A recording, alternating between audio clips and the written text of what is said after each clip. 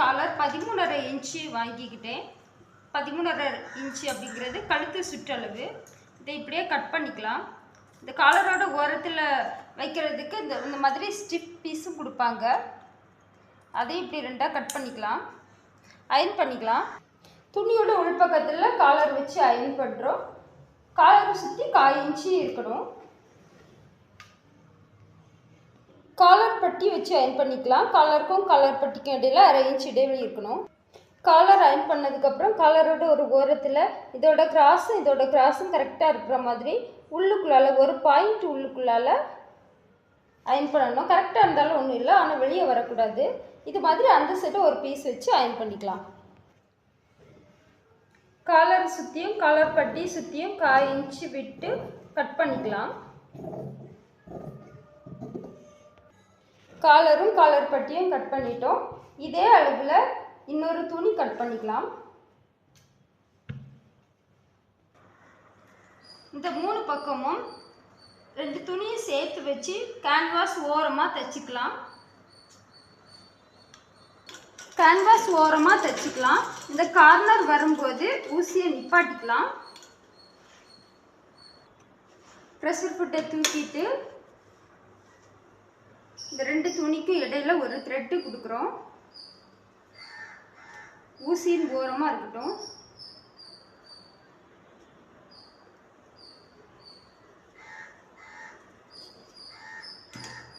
இன்னொரு தையல் போடலாம்.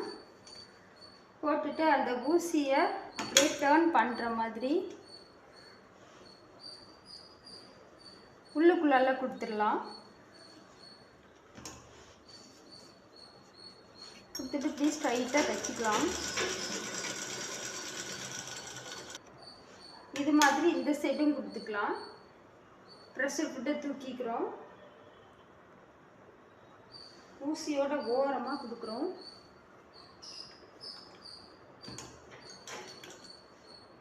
ஒரு தையல் போட்டுக்கலாம். இப்படி ட்ரை பண்ணி பாருங்கள்.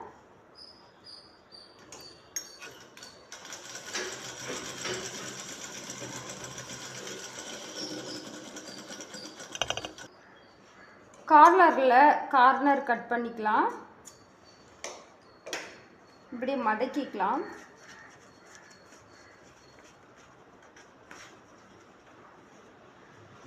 மடக்கிட்டு நம்ம விட்டுருந்த நூலை இழுத்தோம் அப்படின்னா இந்த கார்னர் கரெக்டாக வந்துடும்.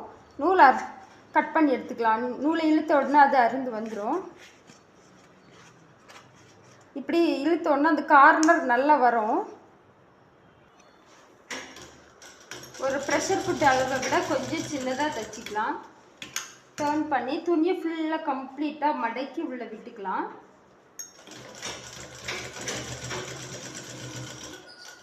கேன்வாஸ் அடிப்பகுதியில் துணியை கம்ப்ளீட்டாக மடக்கி கேன்வாஸ் மேலே தைக்கிறோம். காலரோட அடிப்பகுதியில் உள்ள துணியை எக்ஸ்ட்ரா துணியை கட் பண்ணிடலாம். காலரை 2ஆக மடக்கி காலரோட சென்டர் மார்க் பண்ணுறோம். காலர் பட்டியை 2ஆக மடக்கி அதுலேயும் சென்டர் மார்க் பண்ணுறோம். காலரோட வெளிப்பகுதியில் காலர் பட்டியோட வெளிப்பகுதி சென்டரும் கரெக்டாக இருக்கிற மாதிரி வச்சு சென்டர்லேருந்து இந்த பக்கம் தைக்கிறோம். சென்டர்லேருந்து அந்த பக்கம் தைக்கிறோம். காலரில் 1/4 இன்ச்சு தையல் வரணும். காலர் பட்டியில் நாம் ஆல்ரெடி விட்டுருந்து துணி வழியாக தைச்சிக்கலாம். காலர் பட்டி ஓரமாக தைக்கலாம்.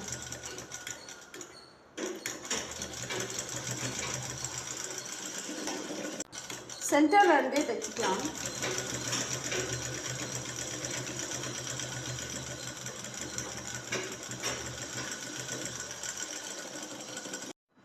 காலர் பட்டியில் அடியில் துணி கரெக்டாக இருக்கட்டும். எக்ஸ்ட்ரா துணியெல்லாம் இந்த பக்கம் இருக்கட்டும்.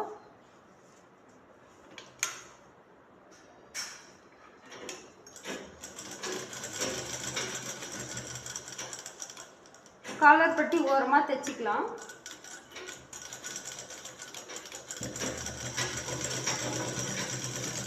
ஏற்கனவே தைச்சி தையல் மேலே தைக்கலாம்.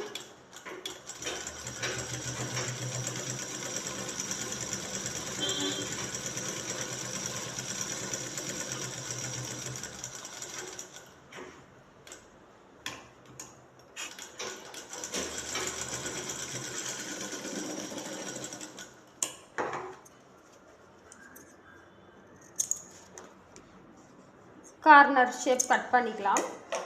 துணியை மடக்கிக்கலாம்.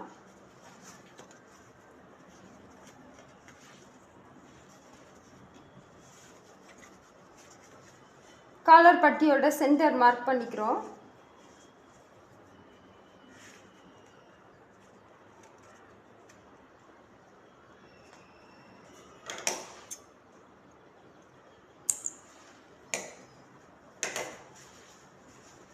ஷர்ட்டில் பேக் நெக்கோட சென்டர் மார்க் பண்ணுறோம்.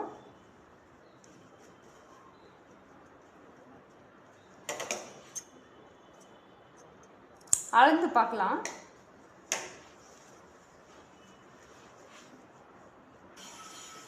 ரெண்டு இன்ச் அளவுக்கு காலர் பெருசாக இருக்குது. முன்கழுத்தில் கட் பண்ணிக்கலாம். முன்கழுத்தையும் சேர்த்து வச்சு 3/4 இன்ச் அளவுக்கு சரிவு வரைஞ்சி கட் பண்ணிக்கலாம். அதுக்கப்புறம் தேவைப்பட்ட இன்னொரு 1/4 இன்ச்சு கட் பண்ணிக்கலாம். இன்னும் தேவைப்படுது ஒரு 1/4 இன்ச் அளவுக்கு ஒரு சரிவு வரைஞ்சிருக்கிறேன். 2 பீஸையும் சேர்த்து கட் பண்ணிக்கலாம்.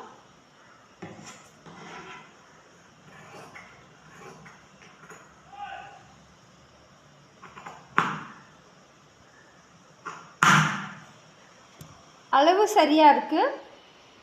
கழுத்தோட வெளிப்பக்கத்தில் காலரோட வெளிப்பக்கத்தை வச்சுக்கிறோம். ஆல்ரெடி நம்ம தையலுக்காக விட்டுருந்த துணியில் தைக்கிறோம் 1/4 இன்ச் அளவுக்கு.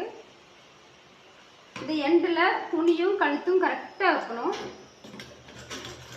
ஸ்ட்ராங் தையல் போட்டுக்கலாம்.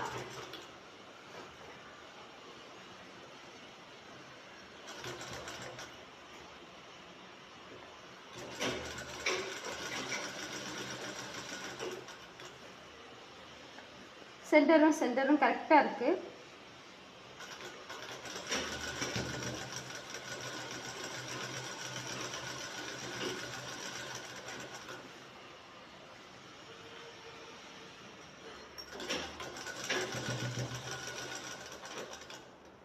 இந்த எண்டும் கரெக்டாக வச்சு தைக்கணும்.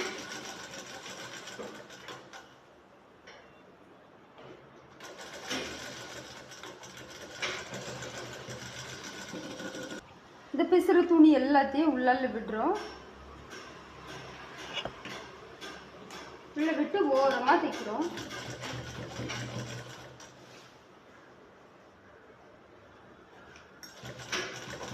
கேன்வாஸ் ஓரமாக தைக்கிறோம்.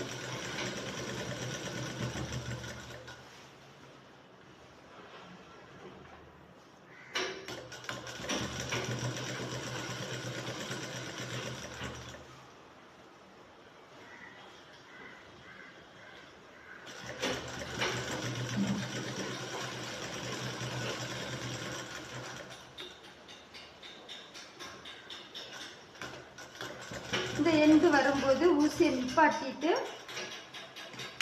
காலர் பட்டி ஓரமாக ஒரு தையல் போடுறோம்.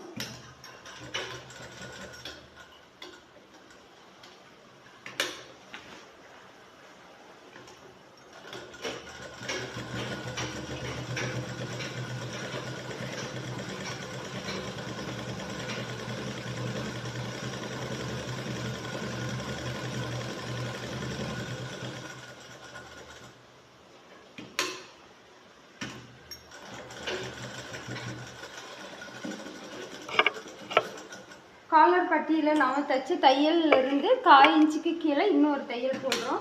தையல் போடும்போது 1 இன்ச்சுக்கு உள்ளுக்குள்ளால ஆரம்பிக்கிறோம். ஸ்ட்ராங் தையல் எதுவும் போட வேண்டாம்.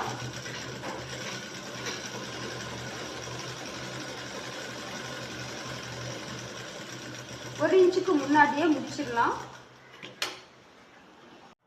4.25 இன்ச்சு அகலமும் 4.25 இன்ச்சு உயரமும் உள்ள பாக்கெட் பீஸ் எடுக்கிறோம்.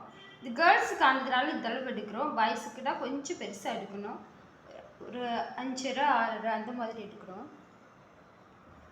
2.25 அகலமும் 1.25 உயரமும் உள்ள பீஸ் எடுத்திருக்கேன். இதில் ஜாயின் பண்ணிக்கலாம்.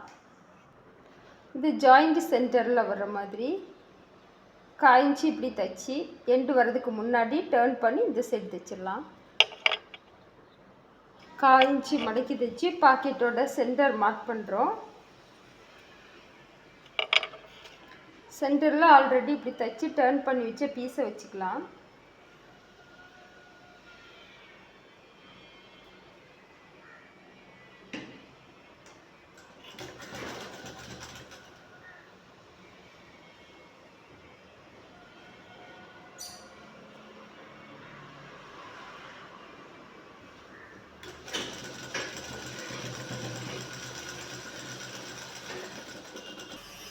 பெரிய தையல் போடலாம். அரை இன்ச்சுக்கு சைடில்.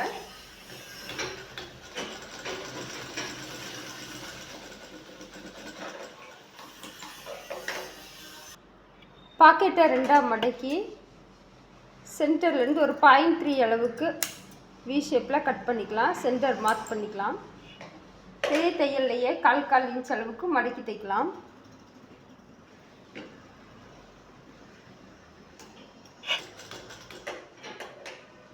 சென்டர் வரும்போது இந்த பக்கம் இப்படி டர்ன் பண்ணிக்கணும்.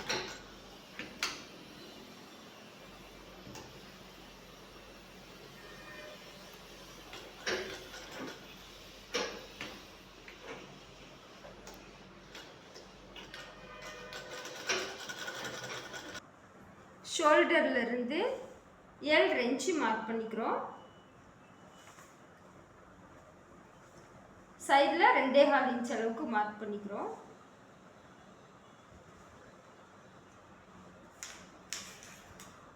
மார்க்கிங்கில் பாக்கெட் வச்சுக்கிறோம். 1 இன்ச்சுக்கு கீழே ஓரமாக லைட்டாக சாய்வாக தைக்கிறோம். இதுதான் பாக்கெட் தைப்போம்.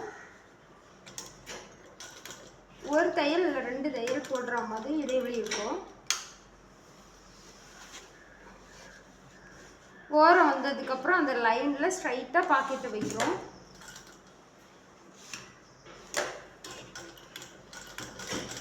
பாக்கெட்டை வச்சு ஓரமாக தைக்கிறோம். எண்டில் வந்தோடனே ஊசியை நிப்பாட்டிட்டு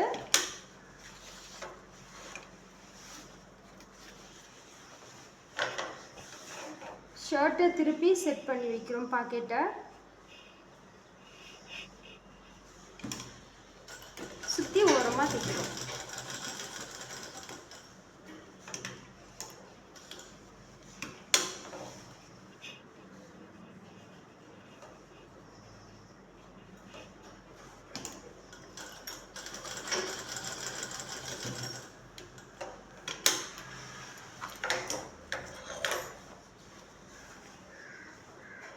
ஊசி நிப்பாட்டி வச்சுட்டு தான் துணி திருப்பணும்.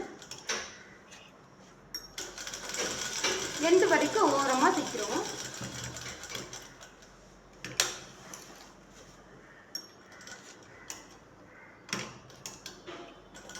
ரெண்டு தையல் போடுறோம். அப்புறம் 1 இன்ச்சுக்கு கீழே இப்படி சாய்வாக தைச்சு முடிக்கிறோம். பாக்கெட்டில் பெரிய தையல் எல்லாமே பிரிச்சிடுறோம்.